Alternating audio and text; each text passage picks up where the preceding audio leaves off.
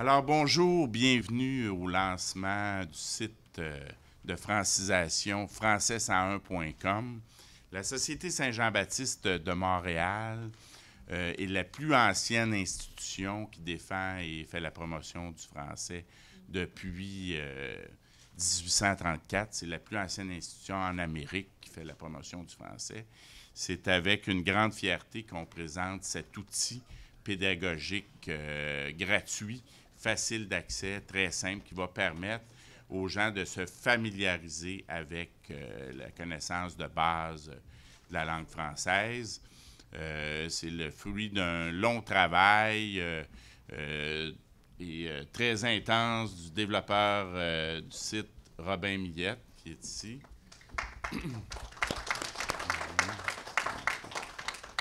Alors, Madame Gisèle Trépanier, qui a supervisé l'enregistrement des voix, qui est une professeure de français, une spécialiste de l'élocution et de la phonétique, qui donne des formations. Donc, elle va pouvoir nous parler un peu plus de l'aspect, de cet aspect de l'apprentissage oral du site Internet. Je lui laisse dès maintenant la parole. Merci. Merci. Ça m'a fait vraiment plaisir de participer à ce projet parce que pour moi, le français, c'est l'essence de ma vie. Je suis là-dedans depuis toujours. Au départ, je suis comédienne à la radio, à la télé, comme partout, un peu partout. Mais en parallèle, j'ai toujours enseigné le français. En ce moment, j'enseigne pour les annonceurs et les journalistes de Radio-Canada qui doivent s'exprimer au micro. Parce qu'il y a une technique pour le micro. C'est sûr que si je parle en faisant des choses comme ça ne va pas. Alors, on a opté pour un accent international québécois. Alors, comme exemple, je pourrais vous dire en français local, Jean-Michel Tremblay, ce qui est un accent local, c'est pas à mépriser, sauf qu'on donne un modèle pour que les gens puissent s'exprimer en français pour être compris partout dans la francophonie. Alors, si je dis dans le langage, l'accent montréalais Michel Tremblay, enfin, je vais faire un beau voyage, je suis en vacances. Alors ça, c'est l'accent de Michel Tremblay. Nous, on a opté pour un accent qui n'est pas caractérisé. Alors, avec le niveau de langue qu'on a utilisé, je dirais, je vais faire un beau voyage, je suis en vacances. Mais si j'avais utilisé le français qui est parlé en France, je dirais, enfin, je vais faire un beau voyage, je suis en vacances. Alors, voyez-vous, on s'est arrangé pour avoir un français que tout le monde comprend, sans accent. Même si c'est teinté un peu de québécisme, c'est pas grave. Au moins, on se fait comprendre dans toute la francophonie. Alors, c'est ce qui a dominé dans l'exécution du travail qu'on a fait. Et je suis bien fière d'y avoir participé. Merci beaucoup. Alors, merci. Monsieur Millette peut peut-être nous dire quelques mots sur l'aspect plus technique de ce site de francisation. Bonjour. J'ai pas eu les cours de micro, fait que vous m'excuserez. Le site, pour moi, ça a été une belle opportunité de travailler avec du logiciel libre et du contenu libre. Ça veut dire du contenu qu'on pouvait réutiliser, partager, qu'on a pu prendre nous-mêmes aussi, utiliser. Donc, les enregistrements de Madame vont se retrouver, entre autres, sur Wikipédia, où est-ce qu'ils vont donner plus d'accent québécois aux enregistrements audio qu'on retrouve déjà sur place. On a trouvé des images sur Flickr, un site où est-ce que tout le monde peut déposer des images, puis c'est aussi des images libres, fait qu'on a pu les réutiliser, puis on va peut-être pouvoir en déposer là aussi. Sinon, le site, il devrait être accessible à pas mal toutes les machines, assez léger. Et puis, je pense que ça va être une belle expérience pour beaucoup de monde. Alors, merci, M. Millette. On peut peut-être faire un petit tour du site de francisation. Et le site est aussi compatible avec les plateformes iPhone ou Android, avec les tablettes. Donc, les gens peuvent s'en servir à leur rythme, à l'endroit et au moment où ça leur convient.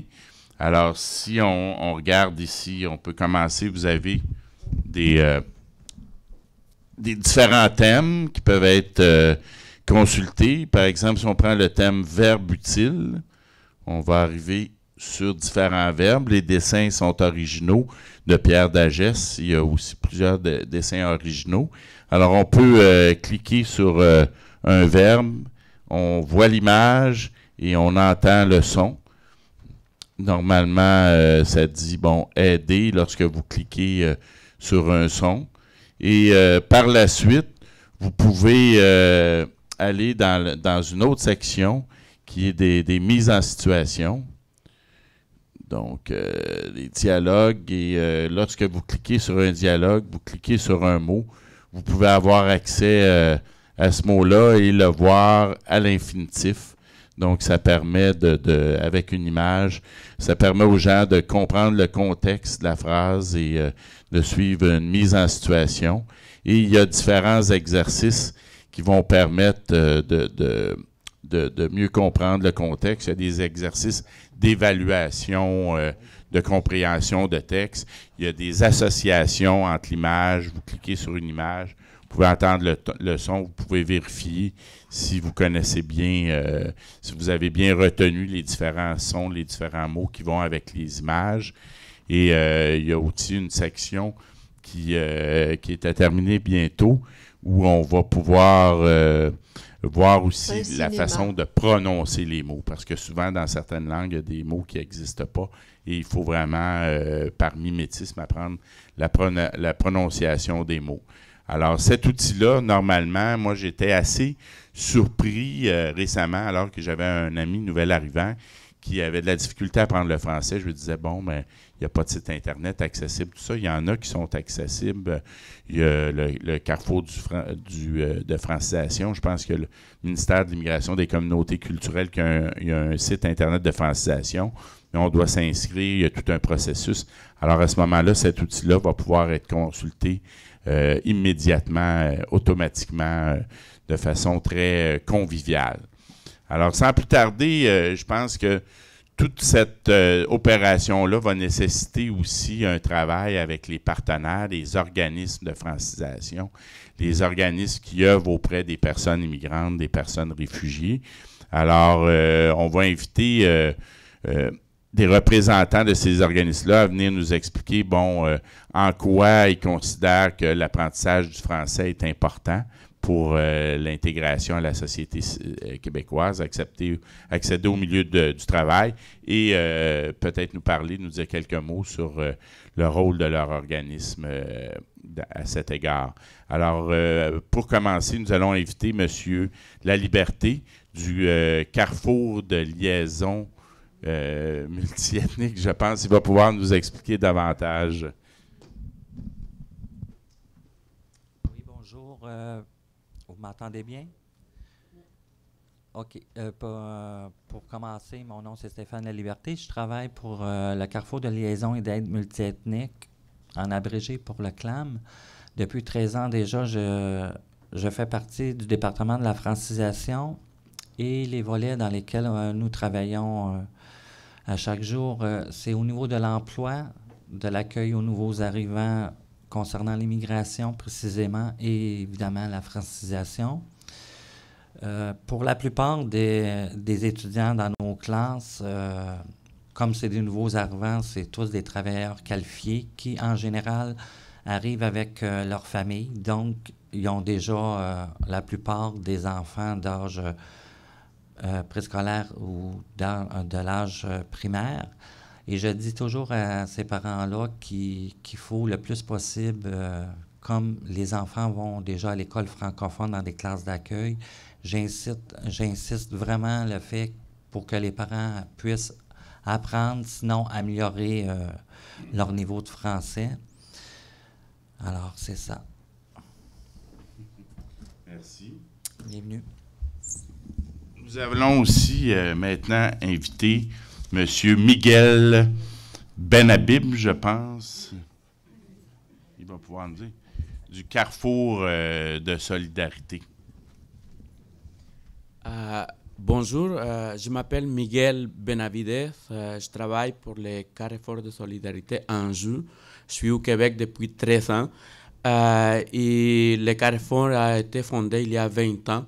Fait que depuis 20 ans, on aide les nouveaux arrivants, les immigrants ou les réfugiés à s'intégrer à la société. C'est sûr, on commence par la base, qui est le français, parce que nous croyons que la meilleure façon de comprendre une culture puis d'apprendre à l'aimer aussi, c'est comprendre la langue. Parce que c'est par là que ça passe.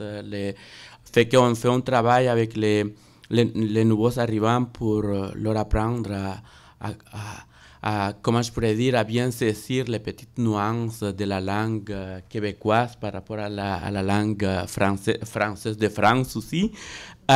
Et nous faisons tout ce travail-là par différents programmes. Évidemment, il y a des cours de français. Il y a 3 niveaux de français qui se donnent en partenariat avec le ministère de l'Immigration et des communautés culturelles. Il y a aussi un programme d'alphabétisation et de mise à niveau qu'on appelle la francisation, qui se fait en partenariat avec la commission scolaire de la Pointe de l'Île. Et dans les cours de francisation et d'alphabétisation, on fait un parcours qui est plus personnalisé. On va accompagner tout le long de leur démarche et jusqu'à ce que les gens veulent, puis qu'ils se sentent à l'aise aussi, à comprendre le français, à se mettre à niveau. Comme vous l'avez dit, il y a des gens qui arrivent ici avec un degré de formation qui est élevé, mais à cause de la langue, ils ne peuvent pas s'ouvrir la porte de trouver un emploi plus facilement, de vivre à l'aise dans la culture d'accueil. On a aussi un programme de jumelage, okay? Les familles, les nouveaux parents, les jeunes familles qui arrivent ici, on va les mettre en contact avec des familles québécoises. Ils vont échanger un petit peu sur les nuances et les différences de l'éducation des enfants, du système d'éducation. On va les aider aussi à chercher du logement, à chercher l'aide ou devoir, comment comprendre le système éducatif, etc. Fait que vous voyez, c'est très large le travail qu'on fait avec les nouveaux arrivants. Et évidemment, on privilégie l'utilisation du français parce que nous sommes au Québec, puis par respect, par amour à cette culture qui nous ouvre les portes, nous axons tout notre travail. Évidemment, parfois on doit avoir recours à la traduction et à l'interprétariat parce que c'est des étapes. Et je pense qu'un site comme celui-là, ça va être un très bon outil. Et nous vous remercions davantage de l'avoir créé, d'avoir pensé et de nous avoir choisi aussi pour nous mettre dans les liens de partenariat pour pouvoir travailler pour que les Français restent au Québec. Merci.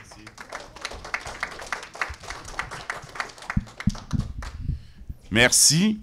Maintenant, nous allons inviter Mme Xixi Li du Service à la famille chinoise, qui est un organisme très actif. Et vous savez, on parle souvent de la défense du français, mais ça se fait avant tout par la francisation. Je pense que si les gens n'ont pas accès à des moyens de francisation, on peut difficilement leur reprocher de ne pas se franciser. Et le français, la langue commune, c'est le ciment qui unit toute la société québécoise. C'est, je pense, la voie d'intégration, de participation à toutes les sphères de la citoyenneté, toutes les sphères culturelles. Alors, on vous rappelle le site Internet français101.com. Allez le visiter, vous pourrez le recommander à vos amis, aux nouveaux arrivants. Quand quelqu'un vous dit qu'il n'a pas accès à des cours de français, déjà, il y a une première voie. Ici, on a aussi tous les mercredis soirs des clubs de conversation française qui ont lieu depuis une dizaine d'années, infailliblement, tous les mercredis soirs. Et les gens peuvent venir pour pratiquer leur conversation française. Alors, je laisse la parole à Mme Xixi Li.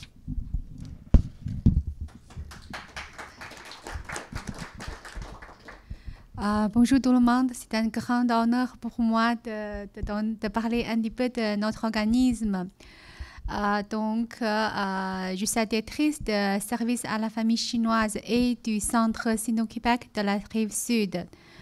Le service à la famille chinoise est fondé en 1976 et le Centre Sino-Québec, on est fondé en 1999. Ces deux organismes, on est travaillé ensemble pour faciliter l'intégration des nouveaux arrivants, surtout des Chinois et d'origine asiatique. Donc, le service à la famille chinoise est situé dans le centre-ville, dans le quartier chinois. Puis le service à la famille, les Sino-Québec, on est situé à la Brassa.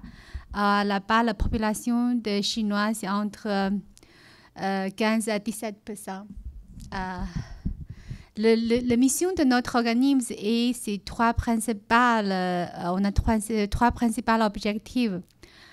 Faciliter l'accès aux services publics, l'adaptation et l'intégration des nouveaux arrivants en vue de maximiser leur participation dans la vie sociale, économique, culturelle et civique dans la société québécoise.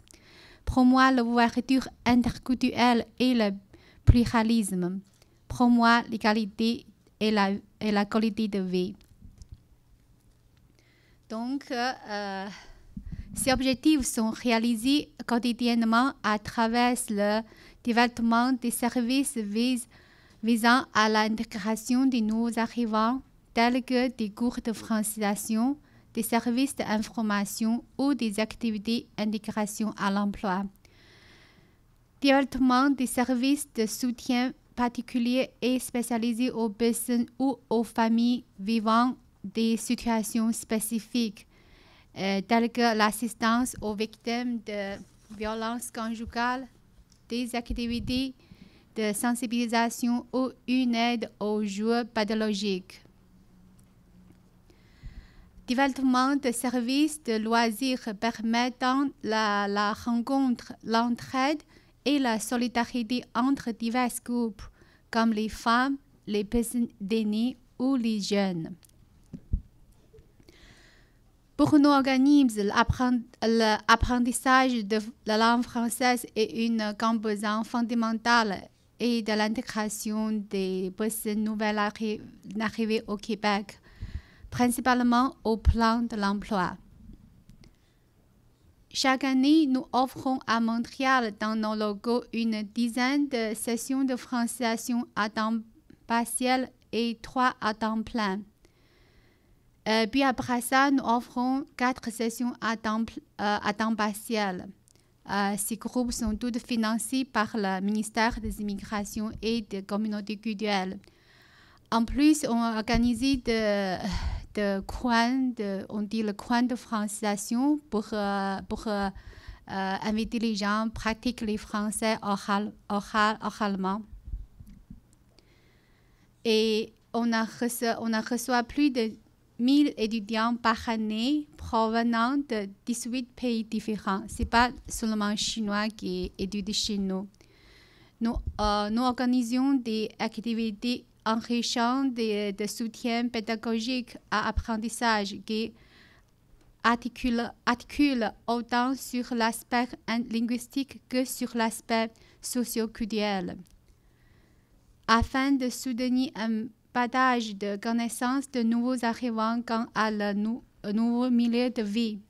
Sous ce volet, nous organisons des visites d'institutions qui ont marqué l'histoire du Québec, comme par exemple l'hôtel de ville, la grande bibliothèque, le musée des beaux-arts, le marché de Jean Talon, où on organisé des sorties comme cabane à sucre, agrès des pommes. En conclusion, nous sommes conscients de l'exigence d'une intégration économique réussie pour les nouveaux arrivants s'établir au Québec, mais nous sommes aussi sensibilisés à l'importance de l'apprentissage rapide de langue française et une offre diversifiée dans le service de francisation. À ce titre, le service à la famille chinoise et le Centre Sino-Québec contribuent depuis plusieurs années au déploiement à cette offre avec une clientèle aux référents linguistiques et culturels éloignés de la culture occidentale et de la langue française. Il s'agit donc pour nous chaque année un défi que nous acceptons de surmonter. Comme vous le voyez, étant moi-même née en Chine et arrivée au Québec à l'année 1991, je suis un exemple personnel que ce défi peut être dépassé. Je vous remercie de votre attention et je vous souhaite une bonne journée. Merci.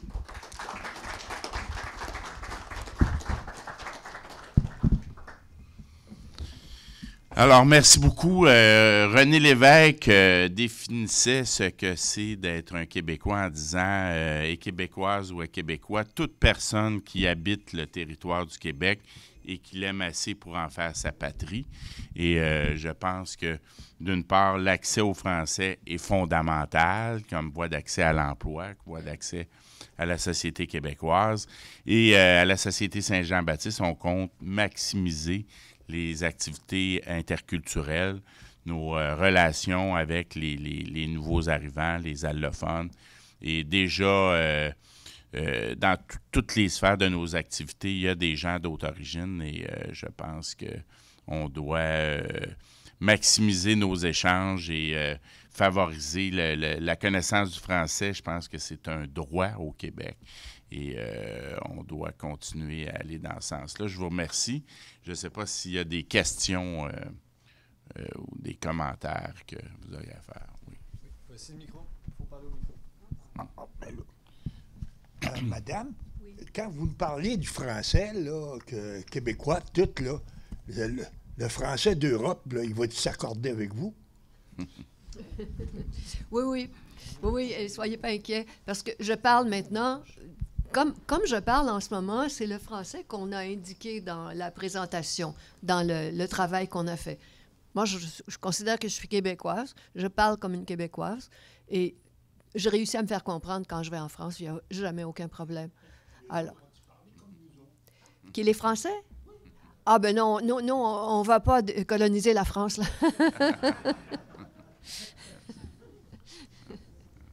Il y a madame ici qui veut prendre la parole.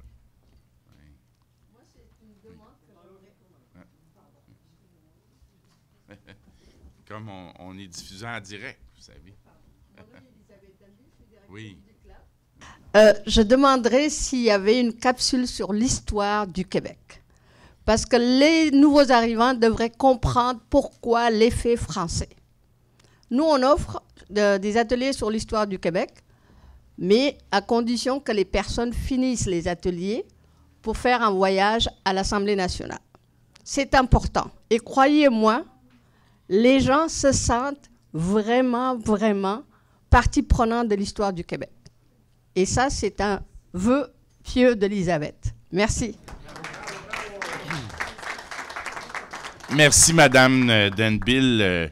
C'est une excellente suggestion. Pour l'instant, le portail ne comprend pas de section sur l'histoire du Québec, mais on va ajouter des liens Internet avec des sites qui le font. Par exemple, la Fondation Lionel Groux.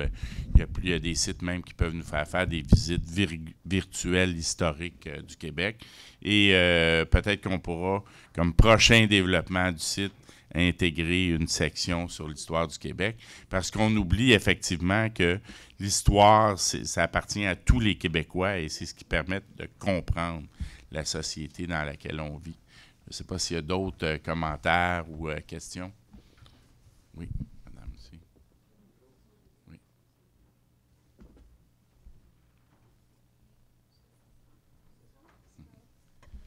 Bonjour, moi c'est Tania, je suis intervenante au Centre Scalabrini pour réfugiés et migrants. Je voulais juste savoir, parce que là vous l'avez montré un peu le site, ça constitue une banque de mots, mais pour les exercices... Nous avons tous une langue maternelle qu'on apprend bébé à répéter. Ce que nos parents disent, c'est ce qui nous donne un accent régional, un accent local et une langue maternelle.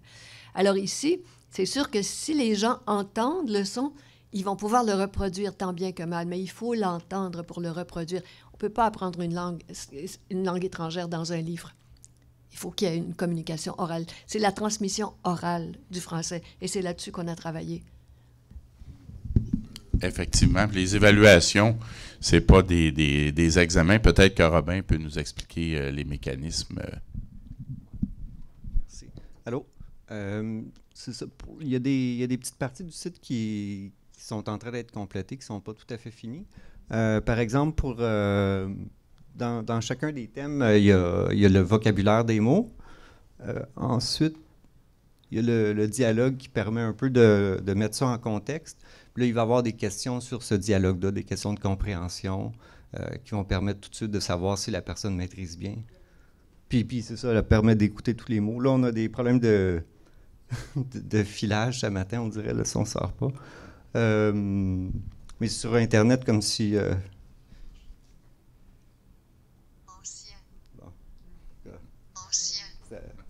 Il y a du son. Oui, c'est ça. Il n'y a pas de limite d'utilisation. Et puis, la personne qui utilise le site, on fait un suivi de ce qu'elle a vu. Fait qu'elle peut voir son progrès, voir s'il y a des difficultés, des sections qui sont plus difficiles.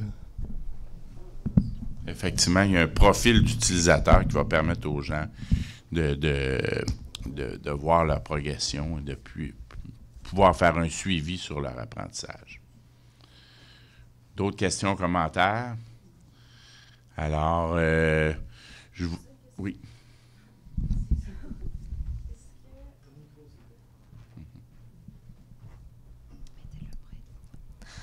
Bonjour.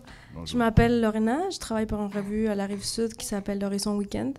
Puis ma question, c'est plus par rapport au milieu de travail. Je vois que c'est des situations de la vie quotidienne, mais est-ce qu'il y a comme des mises en situation par rapport au travail? Parce qu'il y en a beaucoup de programmes puis d'aide pour les immigrants par rapport aux trucs de la vie quotidienne.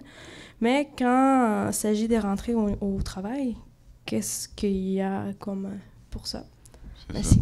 Tout à fait. On a peut-être une attention particulière parce que un des principaux objectifs de notre programme, c'est justement de faciliter l'accès à l'intégration à l'emploi. Alors, bon, les transports, les déplacements, c'est sûr que dans les milieux de travail, il y a tout un ensemble de types de vocabulaire, mais il y a une section sur le bureau de poste, ici, les autobus. C'est vraiment... pour l'instant, le vocabulaire de base, mais qui va pouvoir être utilisé dans à peu près n'importe quel milieu de travail. Les milieux de travail très, ici, bon, un frein, l'essence, etc. Je ne sais pas s'il y a eu une section faite sur l'informatique. Ça viendra probablement parce que, bon, de plus en plus. Mais ça couvre vraiment le vocabulaire de base, des connaissances de base qui permettent aux gens d'accéder au marché du travail. Mais c'est sûr que c'est pas un site Internet qui en ce moment, on va le développer, mais qui permet un apprentissage très, très poussé du français. C'est vraiment pour donner accès aux connaissances de base sur la langue française. C'est ça. On vise... on devait avoir 1101 mots, mais on est au-delà. Et naturellement, on va développer le site constamment. En ce moment, il y a une section aussi ressources qui donne accès à différents organismes communautaires de francisation ou de soutien aux personnes immigrantes ou réfugiés. Et ce site-là, cette partie-là va être en développement. On va la compléter à mesure qu'on établit des liens aussi avec les organismes. Et je pense que c'est très important de maximiser les liens entre tous les intervenants en francisation, que ce soit les cours, que ce soit... Et on me dit qu'il y a M. Améza de l'organisme La Maisonnée, qui est un organisme très important, qui voudrait nous dire quelques mots. Et qu'on peut faire, certainement.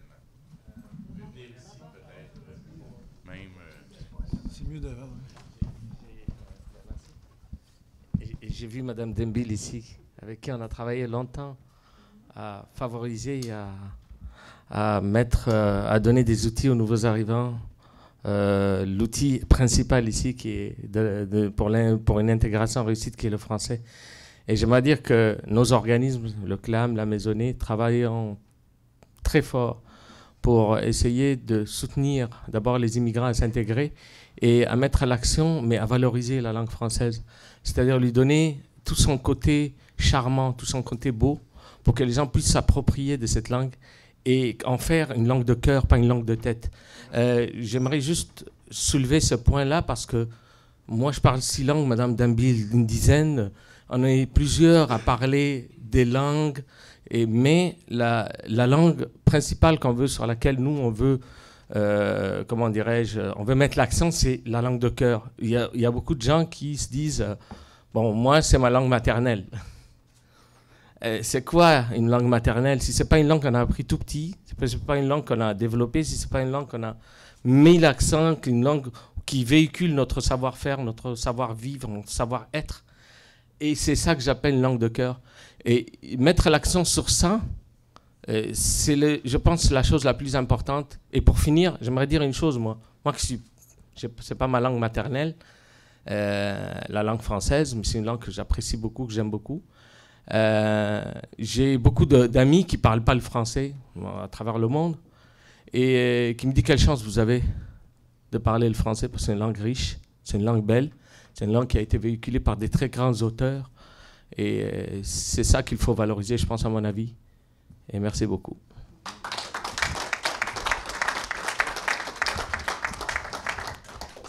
J'ajouterais quelque chose à ce témoignage, c'est que en tant que Québécois francophone, il faut avoir la fierté de parler français. Et il faut avoir la fierté de le parler d'une façon compréhensible. Et il faut éviter une espèce d'erreur que j'entends des fois, c'est que les gens, un Québécois qui voit que quelqu'un a de la difficulté à parler français, va parler anglais. J'ai une amie chinoise, elle dit « Je veux pratiquer mon français, mais quand je parle français avec difficulté, il me parle en anglais. » Alors ça, c'est une chose. Il faut une langue, il faut un apprentissage dans une langue. Il faut s'habituer à la parler et converser. Alors quand, en tant que francophone au Québec, on s'adresse à quelqu'un qui a de la difficulté et qui veut apprendre le français, bien à ce moment-là, on les aide de cette façon-là. On parle plus lentement, on articule davantage. Et les gens vont comprendre. Et c'est comme ça qu'ils vont l'apprendre. Il faut en être fier. Merci. Je pense que, Madame Trépanier, vous avez lu dans mes pensées parce qu'effectivement, beaucoup de nos amis d'autres origines ont fait cette expérience-là, des francophones qui s'adressent à eux en anglais, qui reviennent, si on veut que les gens puissent apprendre le français, il faut toujours prendre le temps de parler en français et non pas passer à l'anglais comme plusieurs de mes compatriotes de langue française font très souvent. Alors, je vous remercie. Je vous invite à fréquenter le site. Il va être en évolution. On va essayer éventuellement d'ajouter une section sur l'histoire du Québec à la demande de Mme Denville du CLAM. Et je remercie tous les organismes de francisation, les organismes auprès des personnes immigrantes, de leur collaboration. Et je pense qu'on va essayer de collaborer encore plus étroitement avec vous. On tient à souligner aussi, je pense qu'il y a la présence du vice-consul d'Haïti qui est ici dans la salle, si je ne me trompe pas. Vous êtes, c'est ça, monsieur, qui est le vice-consul d'Haïti. On vous le remercie. Le remercier, souligner sa présence. Et bon, on va continuer. On va pouvoir célébrer quelque peu le lancement de ce site Internet de francisation qui n'est qu'une première étape dans un processus qu'on espère qui va se faire de plus en plus intense.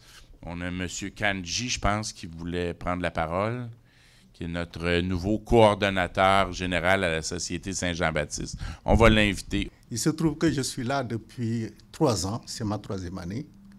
Je suis un immigrant investisseur qui est venu au Québec par choix. Quelqu'un qui vient par choix, il trouve forcément des valeurs qu'il partage avec le peuple qu'il va aller voir ou bien avec qui il va vivre.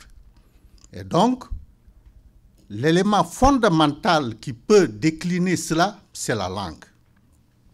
Imaginez-vous quelqu'un qui quitte son pays pour dire « j'immigre effectivement au Canada par choix » parce que simplement, la langue nous unit d'abord. Quand je leur parle, ils peuvent me répondre je peux effectivement échanger. Il arrive au Canada, on lui dit que la langue pour laquelle vous avez été, effectivement, vous avez fait votre choix, cette langue maintenant est hypothétique. Avant de travailler, il faut comprendre une autre langue. Il n'y a pas pire déception que cela. Moi, ça m'est arrivé. On est dans une situation de préserver une langue. D'où cet outil-là. Cet outil, c'est un outil pédagogique. C'est un outil qui va vous permettre effectivement de faire le travail que les agences devraient faire pour le compte effectivement des francophones. Mais il se trouve qu'effectivement, ce travail-là ne se faisant pas, c'est pris en charge par la société civile. Et je voudrais effectivement, pour terminer, vous demander de s'approprier effectivement cet outil-là. C'est un outil progressif. C'est un outil qui demande à être bonifié. Si vous vous appropriez cet outil, à partir de ce moment, il y aura un échange entre les organismes et nous-mêmes. Ça permet, à chaque fois qu'il y ait effectivement des améliorations à faire, qu'on puisse le faire. C'est le premier outil qui existe effectivement dans un contexte québécois. Et donc, on vous invite à prendre possession de cet outil qui a été financé, et il faut le souligner, avec beaucoup d'entrain et beaucoup de courage par l'Office québécois de la langue, l'Office québécois de la langue française. On les remercie et ils nous ont beaucoup soutenus dans ce travail-là. Et pour terminer, je souligne effectivement la présence du vice-consul que le président avait souligné, qui vraiment à la dernière minute, on a fait appel à lui. Il nous a dit, je viens demain et je viens effectivement avec mes collaborateurs. C'est le vice-consul d'Haïti, M. Labrèche. Donc j'aimerais bien effectivement qu'on l'applaudisse. Je vous remercie.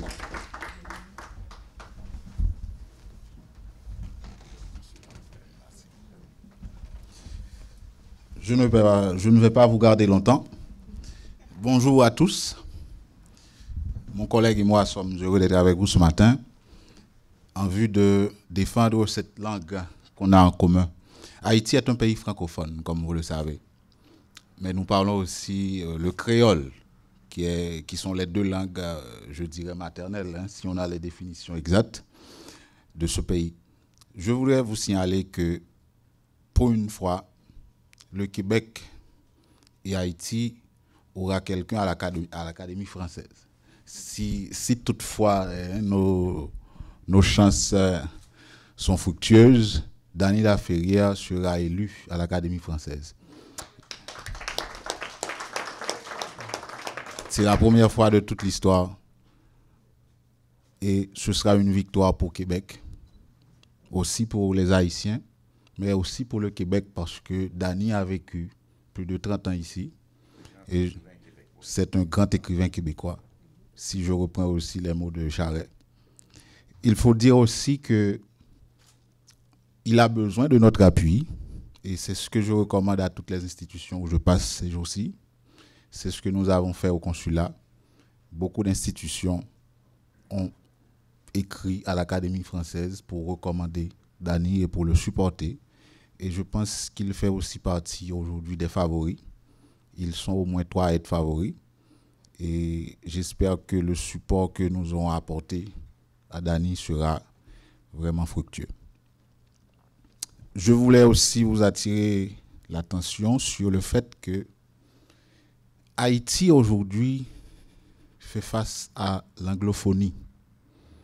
Et c'est pour cela que le consulat se joint à toute organisation qui aime défendre cette langue. Il y a l'américanisation qui est très forte en Haïti et nous sommes en train de voir comment on peut pallier à ce problème. Les Haïtiens ont tendance aujourd'hui à parler plus l'anglais que le français. Et même au niveau des écoles ou des universités, Il y a des pays où j'arrive en Europe, parfois on me dit, mais en Haïti, c'est l'anglais qu'on parle, c'est pas le français. Pourquoi vous parlez français? Donc c'est pour vous dire combien ça commence à avoir une ampleur négative sur notre culture. Je crois qu'aujourd'hui, plus que jamais, avec la Société Saint-Jean-Baptiste et aussi, je crois, avec l'Office québécois de la langue française, nous allons mettre des bouchées doubles pour faire que les arrivants haïtiens qui viennent ici, et vous le savez sans doute, Haïti détient aujourd'hui à Montréal la plus grande communauté en termes d'immigrants. Donc, il faut faire quelque chose pour que ces immigrants parlent français et pour que cette culture persiste dans le temps et pour l'histoire. Merci.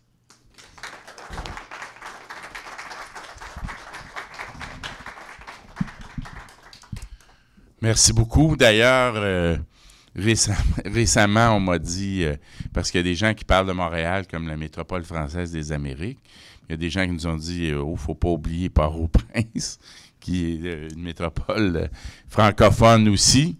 On m'a dit que Haïti était classifié dans les Caraïbes, je pense.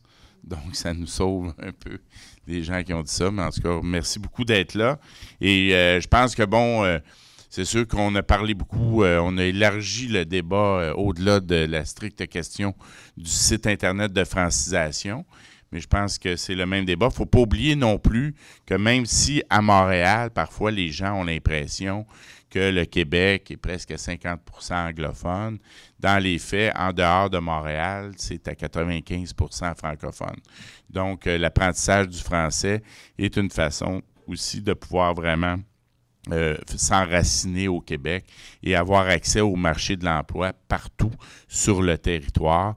Et c'est que je pense sur 13 allophones qui quittent le Québec, il y en a 12 qui sont anglicisés. Alors, je pense que de partager la culture commune au Québec, la langue commune, c'est la meilleure façon de s'y enraciner, s'y développer. Et pour le Québec, c'est la façon aussi d'être gagnant en ce qui a trait au niveau de l'immigration. Je vous remercie beaucoup et je vous invite encore une fois à venir visiter le site, en parler à vos amis et on va continuer notre collaboration. Merci beaucoup.